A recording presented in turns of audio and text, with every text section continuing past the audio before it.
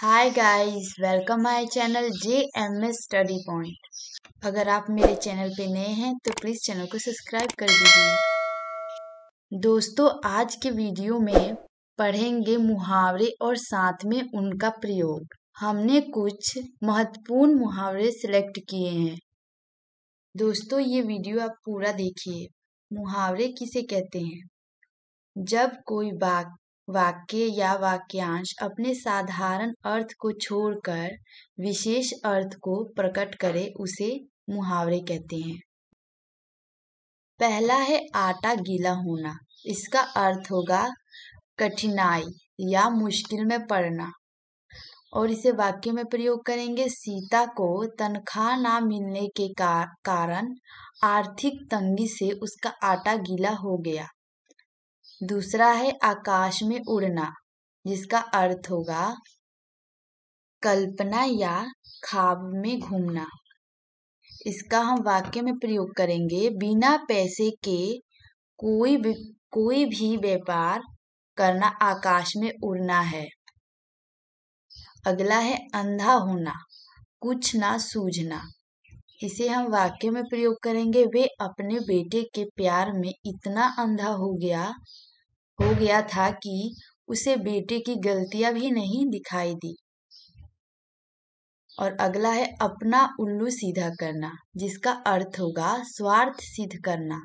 इसे हम वाक्य में प्रयोग करेंगे, अर्चना ने हमेशा अपने काम को लेकर अपना उल्लू सीधा करने का प्रयास किया, लेकिन उसे सफलता नहीं मिली। अब अगला है आपे से बाहर होना, जिसका अर्थ होगा क्रोध से अपने वश में ना रहना। इसे हम वाक्य में प्रयोग करेंगे, सीता ने अपने आपे से बाहर होकर नीता को खरी खोटी सुनाई। अगला है अंधेरे में तीर चलाना, जिसका अर्थ होगा लक्ष्य विहीन प्रयास करना या अंदाजा लगाना। इसे हम वाक्य में प्रयोग करेंगे, ये डॉक्टर कुछ नहीं जानता, बस अंधेरे में तीर चला रहा है। अगला है अंगारों पर लौटना, ईर्ष्या और जलन से कुढ़ना। हम वाक्य में प्रयोग करेंगे, सीमा के प्रमोशन की बात सुनकर उसका दोस्त राहुल अंगारों पर लौटने लगा। अगला है अंगार बरसना, कड़ी धूप होना। इसे हम वाक्य में प्रयोग करेंगे, गर्मियों के मौसम में अंगार बरसते हैं। और अगला है आटे दाल की फिक्र होना, जिसका अर्थ होगा जीविका की चिंता होना। हम इसे वाक्य में प्रयोग करेंगे, तुम कोई नौकरी नहीं करते, क्या तुम्हें आटे दाल की फिक्र नहीं है?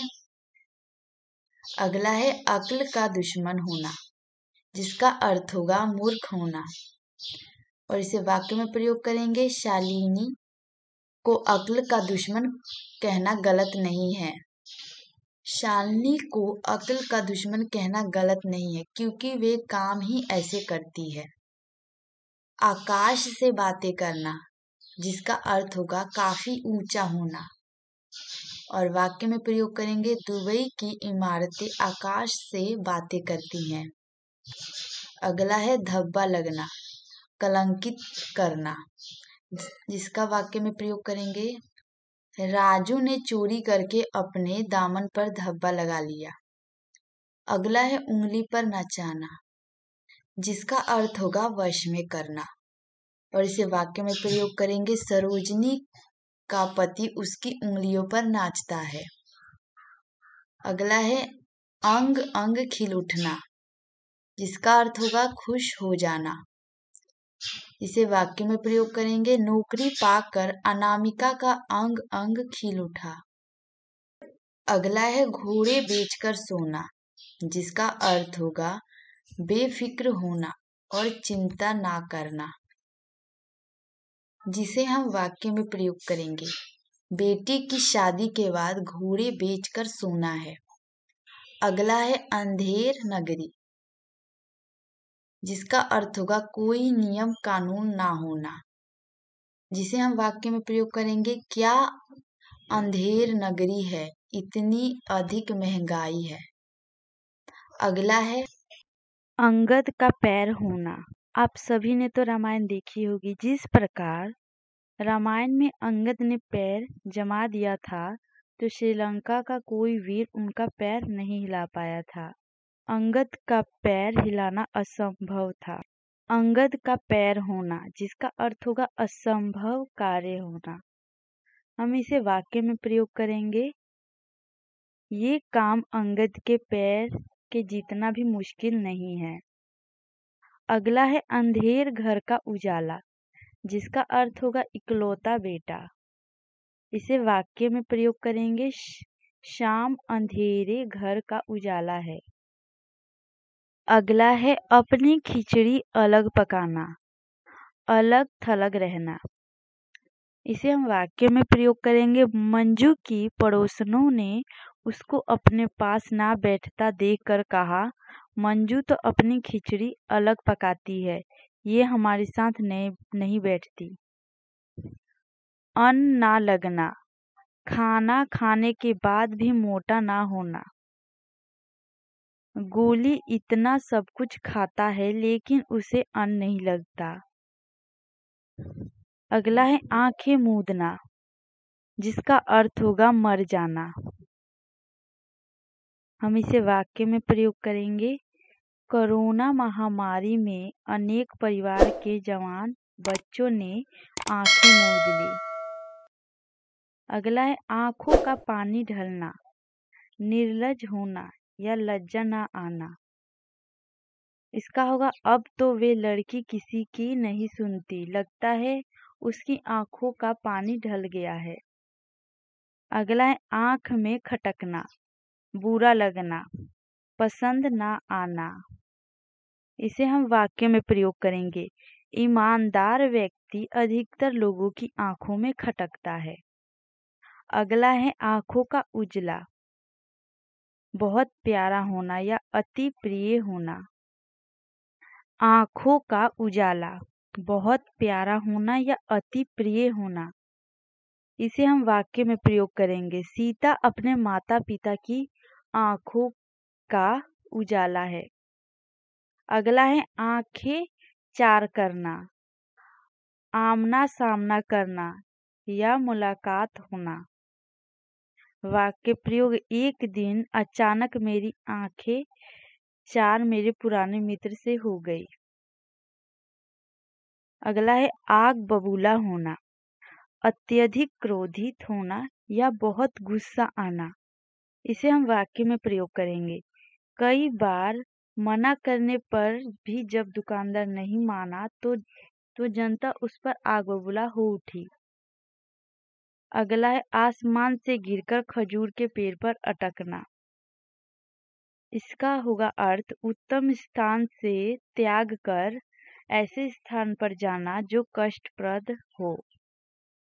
इसे हम वाक्य में प्रयोग करेंगे। विदेश की नौकरी छोड़ने के बाद जब रमेश घर आया तो उसे ऐसा लगा कि वे आसमान से गिरकर खजूर के पेड़ पर अटक गया है।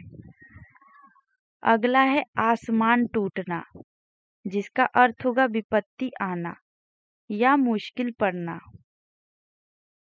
जिसे हम वाक्य में प्रयोग करेंगे। पति और बेटे की मौत का समाचार सुनकर सीमा जी पर आसमान टूट पड़ा।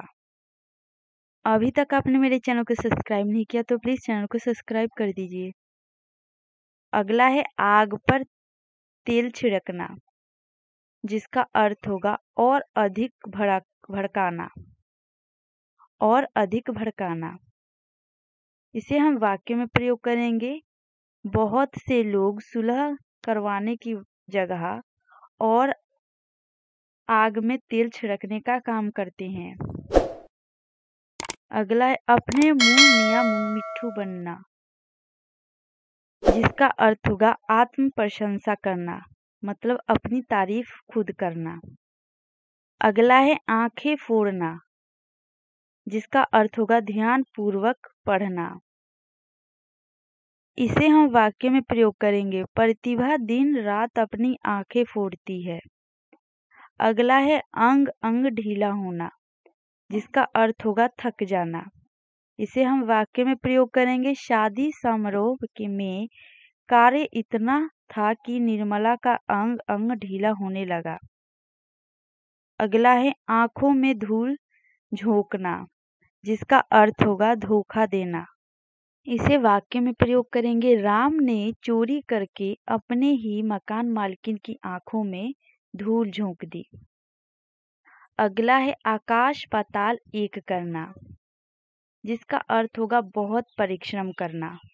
इसे हम वाक्य में प्रयोग करेंगे। परीक्षा में प्रथम आने के लिए सुमित्रा पिछले 1 महीने से आकाश पाताल एक कर रही है।